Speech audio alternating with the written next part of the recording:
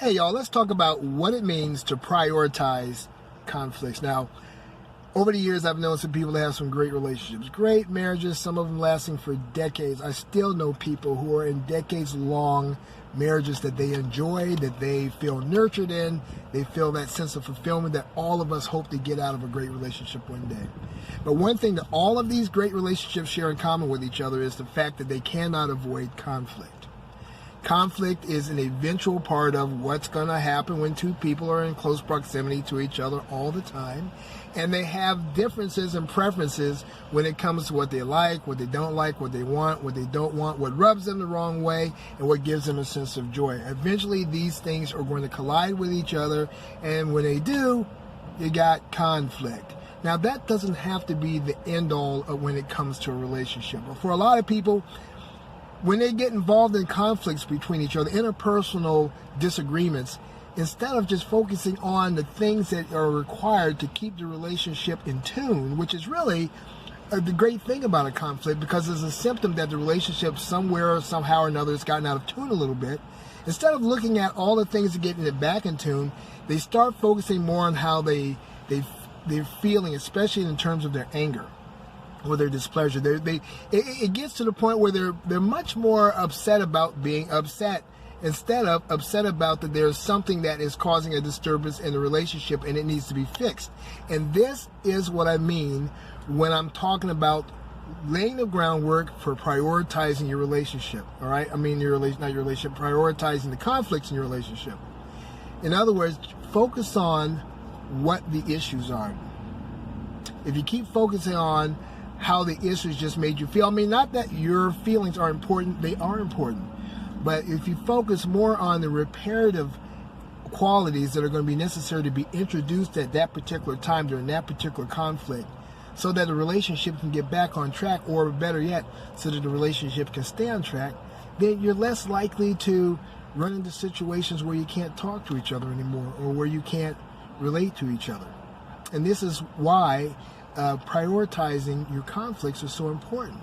The number one priority during a conflict is resolution. That's the number one priority.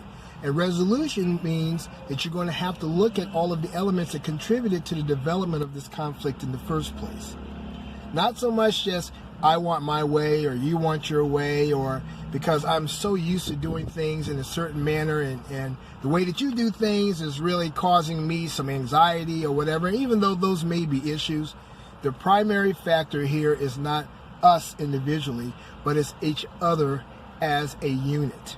We're looking to say, okay, let's focus on this. Well, here's what we're going to do. This is why we're upset right now. This is what we need to solve it. Oh, you don't call me and let me know where you are, so I'm not worrying. Yeah, I'm upset about the fact that you didn't call me. But but I need to be more cognizant of what do we need to do to make sure that I don't have to run into this particular thing in the future. So in the future, what? Let me know. I mean, I'm not trying to be all up in your business necessarily, but let me know when you go out somewhere so I'm not worried, and you're gone for an extended period of time, so I'm not overly concerned, that you're okay. If you do nothing more than just call me up and say, hey, babe, everything is fine. Or let's just say the way that you assess how you deal with other people's issues that affect your relationship. In-laws are a perfect example of this. Perfect example, especially when in-laws get nosy and they become intrusive, and they're busybody all up in your relationship or up in your marriage. Well, then you say, you know what? It really bothers me when your mother, your father, your sister, your brother does things like are all up in our business, wanting to talk about what's going on with us. That upsets me when you carry on long, protracted conversations with them, because all that does is to serve, in a lot of instances, to let them think that they can be intrusive like that. So can we pare that back? What can we do?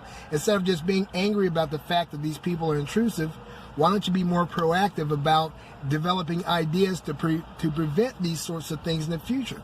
Priority. Their priority is prevention and resolution. So we prevent.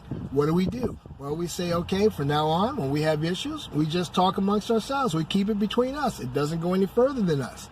That prevents the conflict, also that helps us to prioritize. And you know what another beautiful thing about prioritizing conflicts is? It helps to slow down the anger that might be in progression during the conflict, especially in the beginning, because a lot of times conflict start how? Very angrily. A lot of times, I'm not very angrily, but they start with the expressions of displeasure somehow. So when we're focusing more on prioritizing how we handle the elements that are part of the conflict, we're slowing down the progression of the anger and the displeasure to a point where we can now look at the situation, assess it for what it is, and make the needed changes. Priority in your conflicts is important. Keep that in mind. My name is Dave Thomas III. This is Faked Out by Love. Be sure to like this video. Be sure to share this video and spread the love and the knowledge. Also, if you have not done so yet, be sure to subscribe to my channel. I'd love to have your support. And hit the notification bell down there next to the subscription button. That way you're going to find out each and every time I upload a fresh video, which is frequently. Also, in the comments section, be sure to leave your opinions. Love to hear them. Hope you guys are having a great day, and I'm looking forward to hearing from you and seeing you again.